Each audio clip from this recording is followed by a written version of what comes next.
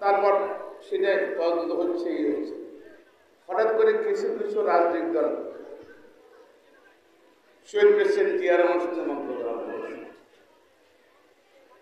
আমাদের প্রিয় নেতা বীর ঘাটবন্দি জেনারেল তারেক রহমান বিরুদ্ধে তারপর সেই বিরুদ্ধে অসভ্য অসম্মত মন্তব্য। আমরা বলছি যে কার ইঙ্গিতে করছে, কার স্বার্থে করছে। সমগ্র জাতি সেক্ষেত্রে সরকারের বিরুদ্ধে, স্বৈরাচারের বিরুদ্ধে, অনির্বাচিত সরকারের বিরুদ্ধে ঐক্যবদ্ধ ছিল। আপনারা ঐক্যবদ্ধ ছিলেন। হঠাৎ করে এই বাইরের ঐক্যের ভাঙন কেন সৃষ্টি করছে? বিদেশি গোয়েন্দা সংস্থার কারণে, বিদেশি রাষ্ট্র ইন্ধনে, নাকি দেশের স্বার্থে? দেখেন, যদি আপনাদের এই বক্তব্য ঐক্য না হতো তাহলে গোপালগঞ্জে কিন্তু এই ঘটনা ঘটতো না। গোপালের ঘটনার জন্য তারাই যারা আওয়ামী লীগ বিরোধী যে ঐক্য ছিল সে বিরোধী চেষ্টা করেছিল, তাদের এই চেষ্টার জন্যই গোপালগঞ্জে একটা গ্রুপ সুবিধা অসুবিধা নিয়েছে এবং তারা গোপালগঞ্জের এনসিপির মিটিংয়ে হামলা করেছে।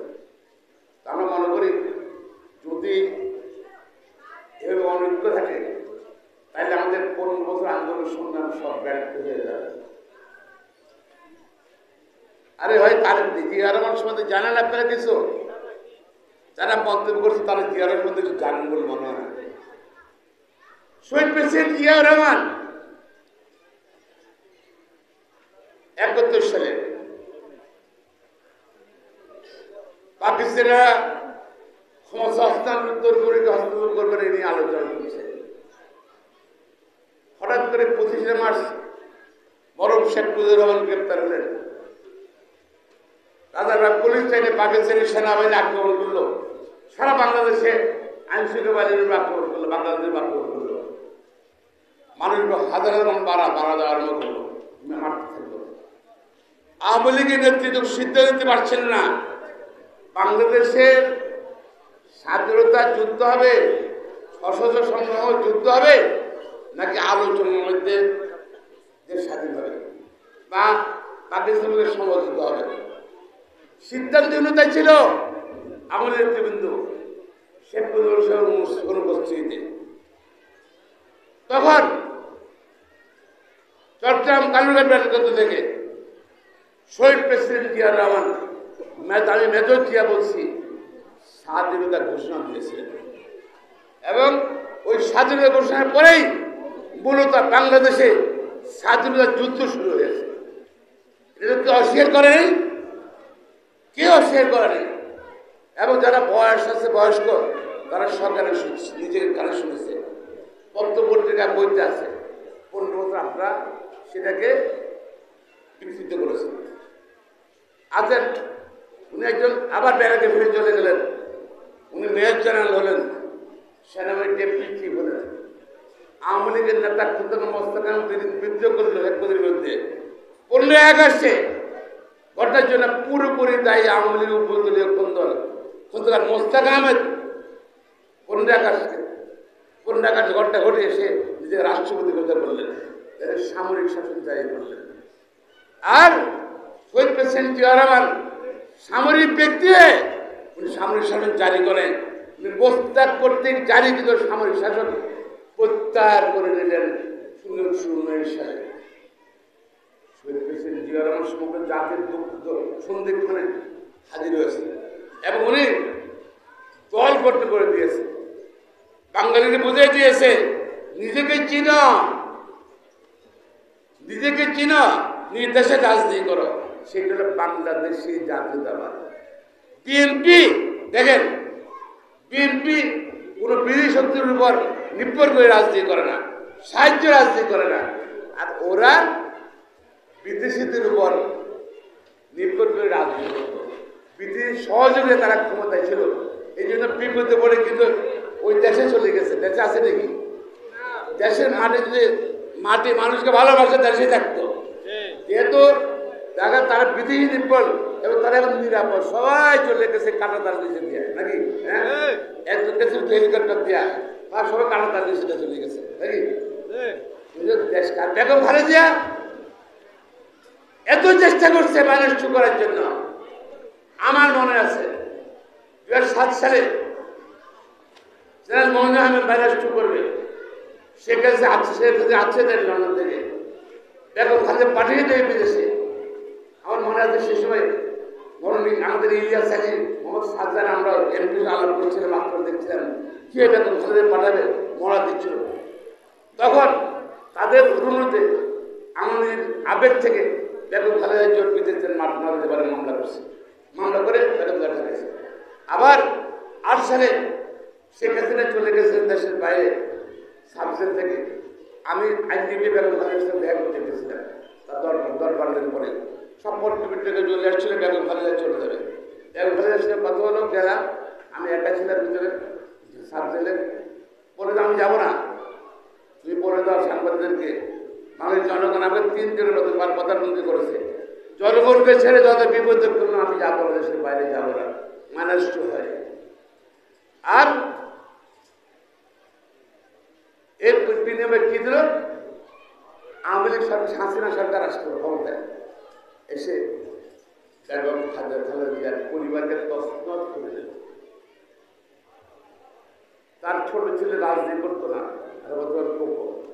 তাকে মিথ্যা তাকে সাজা দিল, সে বিদেশে ছিল, সেখানে সে আদেশটা ভেটা করে মারা গেছে। এবং তার যেমন কিভাবে ছিল আপনার মনে আছে, তাকে কিভাবে টর্চার করতে সেটা লাগে, এবং বিদেশ চিকিৎসার জন্য চলে গেল। বেগম খালেদা একদম মহিষী নারী, তাকে সাজা দিল, জেলে ঢুকালো, অসুস্থ মারা দিল, বিদেশ চিকিৎসা করতে দিল না। এবং অসুস্থ বেগম খালেদা বুঝতে করে বেরিয়ে আসে। আর দেখেন তার বাড়িতে উচ্ছেদ করে দিলে, খায়রুলকে বিচারপতি খায়রুলকে গতকাল গ্রেপ্তার হয়েছে। এত কিছুর পরও জিয়া পরিবার কিন্তু বাংলাদেশের জনগণের দেশের জন্য স্বার্থে দেশের সঙ্গে কখনো বেইমানি করেনি, এবং গণতন্ত্র, মানবাধিকার এবং রাজনীতির সাথে কখনো সবসময় ছিল এবং এখনো আছে। আর তারেক রহমান বেগম খালেদা অসুস্থ জেলে থাকার সময় 15 বছর ভারপ্রাপ্ত চেয়ারম্যান হিসেবে দলকে সুসংগঠিত করেছে। জুলাই 21 ছাত্র আন্দোলন করেছে, কি সিম্পল আন্দোলন ছিল, চাকরির ক্ষেত্রে কোটা সংস্কার, আর কোনো বক্তব্য ছিল না। সেটা সুপ্রিম কোর্ট 2রা আগস্ট 2024 সালে কোটা বাতিল করে দেবে।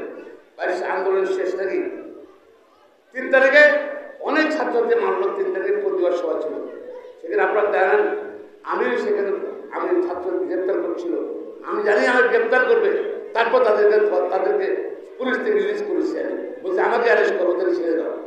আর বেগম খালেদা তারেক রহমান সমগ্র আন্দোলন নেতৃত্ব দিয়েছে।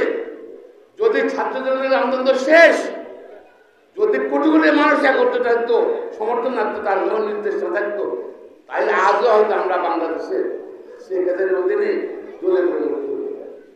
আমরা সুতরাং আমরা প্রতিবাদ জানাচ্ছি। আশা করি যারা এসে বিভ্রান্ত সৃষ্টি করেন, আমরা জানি তারা কোনো ব্রিটিশ শক্তি বা অতীত স্বৈরাচারের ইন্ধনে আপনারা করছেন। আমরা আশা করি এতে বিরত থাকবেন। আজকে জাতীয় ঐক্য দরকার, দেশে গণতন্ত্র দরকার, আইনের শাসন দরকার, এবং অনেকে বলে ভোট দরকার নেই, ভোট চাই না, কি চান না, আপনি চেয়ারম্যান ভোট চান, মেম্বার ভোট চান, বাবু শুরু করলে আরে পার্লামেন্ট হলো সরকার গঠন করে, পার্লামেন্ট আইন প্রণয়ন করে নাকি, সেটা চায় না। আমাদের জন্য আন্দোলন করে তারা এটা বলছে বিভ্রান্তিকর। তারা আসলে আপনার কাজ জন্য কাজ করছেন নাকি না বুঝে কাজ করেন, বুঝতেছেন এটা।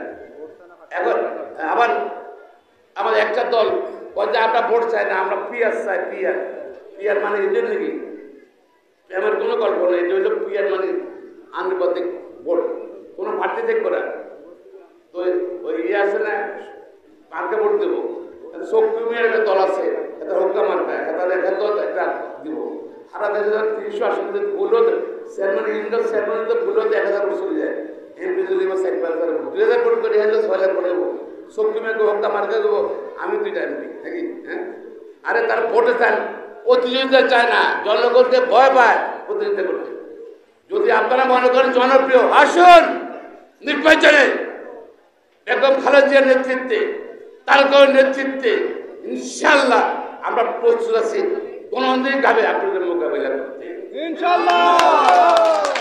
আর অনৈক্য করবেন না, তাহলে দুষ্কৃতকারীরা মোদী সরকারের লোকজন বিদেশের সুযোগ পাবে দেশ পরিস্থিতি করতে। কিন্তু আমি আহ্বান জানাই আপনাদের সবাই, প্রিয় বন্ধুগণ, এখন আসি আমাদের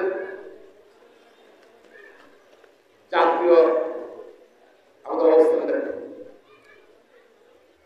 তারেক রহমান একটা বিশাল ঘর সংকট, তার দলকে এত কিছু দলকে কিন্তু শুধু রাখছে। আজকে তারেক রহমানকে ভয় পায়। তারেক রহমান উনি তো ভদ্রলোক, উনি তো ভিডিওতে কথা বলে নাকি, ভিডিওতে হ্যাঁ কথা বলে।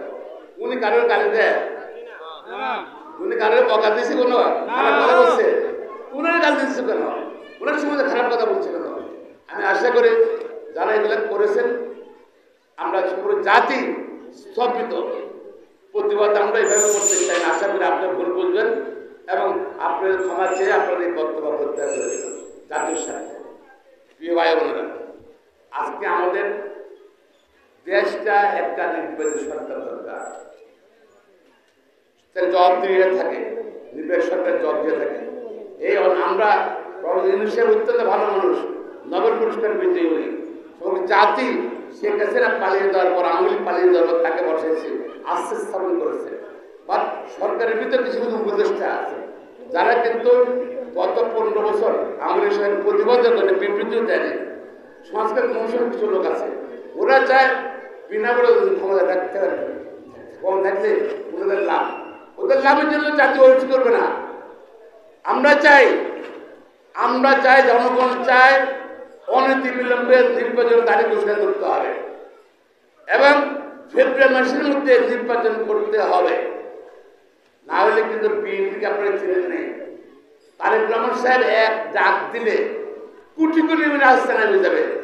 আমরা যারা নির্বাচন বিজয় করেন তারা হারায় যাবে, সুতরাং আমি অনুরোধ করবো, আপনি সম্পৃক্ত ব্যক্তি, আপনি তাড়াতাড়ি নির্বাচন দেন। নতুন মানুষ বলবে যে আপনার সংস্কারের কথা বলে আপনার আসলে জোর করে ক্ষমা থাকতে চান, মানুষ সমালোচনা করে বলবে যে এটা তারা এক নাক ছয় চলে চান। সুতরাং জবাবদি সরকারের জন্যই স্থিরের জন্যই আজকে আমার দেশে নির্বাচিত সরকার দরকার। এবার আসছে আমার এলাকার কথা। আমার এখানে আমাদের